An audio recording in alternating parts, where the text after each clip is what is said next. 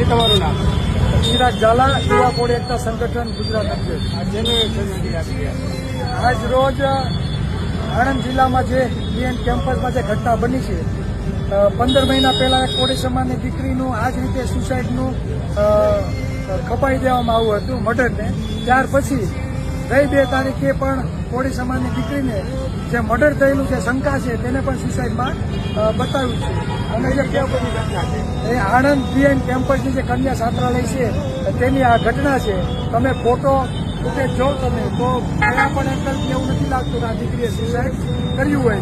જે ગૃહ માતા ધૂણીને એવું કહે કે વર્ષમાં હું એકનો જીવ લઈશ, આ જ ગૃહ માતાને પોલીસ પ્રશાસન ફરિયાદી બનાવે છે. તો આ જ પોલીસ પ્રશાસન દ્વારા ક્યાંક ને ક્યાંક ગૃહ નીતિ રાખેલી છે તેવું સાબિત થાય છે. કેમ કે ખરેખર જે દીકરીનું મરણ થયું છે તેના મા બાપને ફરિયાદી બનાવવા જોઈએ.